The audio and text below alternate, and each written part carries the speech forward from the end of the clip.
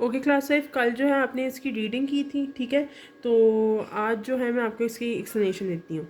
अच्छा, lesson number 3, how animals live. Animals live everywhere on the earth. They live deep inside the oceans, in dry desert where there is little water. अच्छा, animals तो दुनिया में बहुत सारे जानवर हैं, ठीक है, और हर जगह ही जानवर होते हैं। ओशंस में भी जानवर रहते हैं, और डेजर्ट्स में भी कुछ जानवर जो हैं वो रहते हैं। डेजर्ट में तो पानी भी बहुत कम होता है। And on high mountains that are covered with snow.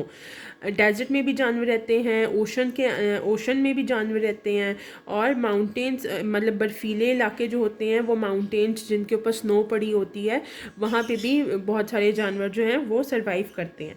There are many types of animals on the earth. They different size, shape, body features and in their habits. बहुत सारे जानवर हैं दुनिया में, और वो सब किसी का साइज़ में वो डिफरेंट है, शेप उस सब की डिफरेंट है, बॉडी फीचर्स जो हैं वो डिफरेंट हैं, और हैबिट्स भी सबकी डिफरेंट ही हैं, ठीक है। All animals, no matter what their body structure और where they live, have to perform certain life functions. अच्छा, सारे जितने भी जानवर हैं, नो मैटर वो कहाँ पे रहते हैं या क्या उनके सारे फंक्शंस हैं, उनको ज़िंदा रहने के लिए ना, उनको ज़िंदा रहने के लिए एक फ़ंक्शन जो है अपना, समझो एक जैसा हम इंसान है तो हमारा एक रूटीन है ना, तो इसी तरह जानवर भी जो होते हैं उनको भी ज़िंदा रहने के लिए एक सर्टेन फंक्शन जो है परफॉर्म करना पड़ता है, ठीक है। The most important and common functions are breathing, feeding and movement, ठीक है। कौन सी हैं 3 कॉमन फंक्शंस उनके, उनको सर्वाइव करने के लिए 3 कौन सी कॉमन फंक्शंस अपने ऊपर अप्लाई करने पड़ते हैं? ब्रीथिंग, सांस लेना, फीडिंग, खाना खाना, एंड मूवमेंट, हिलजुल करना मतलब हिलना, ठीक है।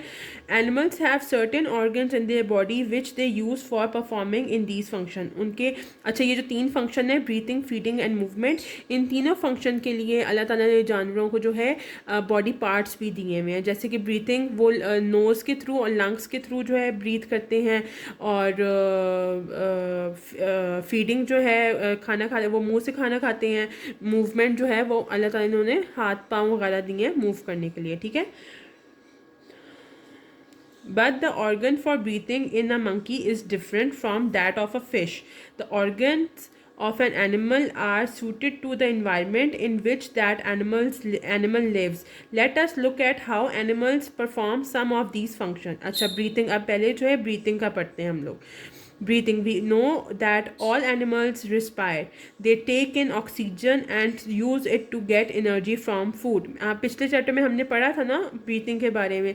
तो ब्रीथिंग का क्या प्रोसेस है कि वो हमने ह्यूमन बींग्स के बारे में भी पढ़ा था कि वो लंग्स के थ्रू रेस्पायर करते हैं, और मतलब मैमल्स जो हैं, फिश जो है वो गिल्स के थ्रू रेस्पायर करती है, और इंसेक्ट्स जो हैं उनके ऊपर होते हैं टाइनी होल्स होते हैं जिनको स्पेरिकल्स कहते हैं, और प्लांट्स जो हैं उनके ऊपर भी टाइनी होल्स होते हैं जिनको स्टोमेटा कहते हैं।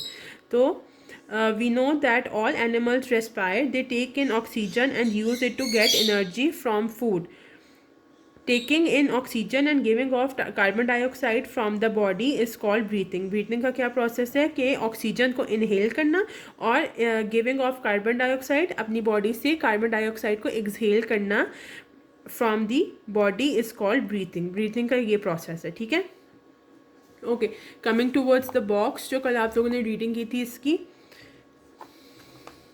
Science is a vast subject and is divided into many branches, ठीक है।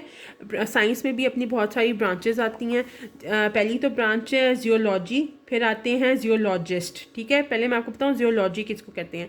The branch of science that deals with the study of animals is called geology. Geology science की वो ब्रांच है जिसमें एनिमल्स के बारे में स्टडी किया जाता है। जानवरों की जो स्टडी होती है ना, जानवरों के बारे में जो लोग स्टडी करते हैं, एनिमल्स के बारे में जो लोग स्टडी करते हैं उनको जियोलॉजिस्ट कहते हैं, ठीक है। और जानवरों की स्टडी को जियोलॉजी कहते हैं, ठीक है। जानवरों के ऊपर जो स्टडी की जाती है, जो रिसर्च की जाती है, उसको क्या कहते हैं? जियोलॉजी। और जो लोग स्टडी करते हैं जानवरों के ऊपर उनको कहते हैं geologist. Person who works in the field of geology is called geologist, ठीक है। जियोलॉजिस्ट्स divide all the animals into 2 main groups. These groups are animals with a backbone and animals without a backbone. जितने भी geologist हैं ना दुनिया में, उन्होंने animals को दो मेन ग्रुप्स में डिवाइड करती है। एक ग्रुप वो है उन एनिमल्स का जिनके पास बैकबोन होती है, और दूसरा ग्रुप उन एनिमल्स का जिनके पास बैकबोन नहीं होती। ठीक है। A fish has a backbone while an insect does not have a backbone। Fish के पास बैकबोन होती है, लेकिन जो एक इंसेक्ट है, चूंटी हो गई या कोई दूसरा कीड़ा हो गया, कॉकरोच हो गया, उनके पास बैकबोन नहीं होती। बैकबोन बेसिकली क्या होती है? रीढ़ की हड्डी आपकी। ठीक है। Earthworms and some very tiny creatures breathe through their body surface. In early stages of life, frog breathes through gills. These gills later disappear. जब मतलब फर्स्ट को एक छोटा, बिल्कुल छोटा मेंढक का जो बेबी होता है ना, बिल्कुल जो न्यू बॉर्न फ्रॉग जो होता है, वो जब आहिस्ता आहिस्ता बड़ा हो रहा होता है ना, तो वो पहले अपने गिल्स के थ्रू ब्रीथ करता है, लेकिन जैसे जैसे वो बड़ा होता है, फ्रॉग के अंदर से गिल्स ख़त्म हो जाती हैं। These gills later disappear. आगे फर्दर चल के जब वो थोड़ा और ग्रो करता है, तो गिल्स जो है वो डिसअपियर हो जाती हैं। ठीक है। अच्छा, आई होप सो इसमें आपको कोई प्रॉब्लम नहीं होगी। बहुत आसान सा था। अगर कोई चीज़ नहीं समझ आई तो मुझसे प्लीज़ पूछ लीजिएगा। अच्छा, अब कल का जो काम है वो ये है कि ऑर्गन्स फॉर ब्रीथिंग आपने ये, और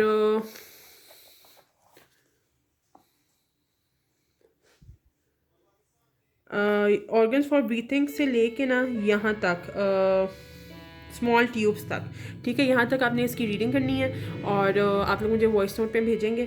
फिर कल जो है मैं आपको एक्सप्लेन करूँगी कि फ़र्दर इसमें क्या है। ठीक है। Good luck.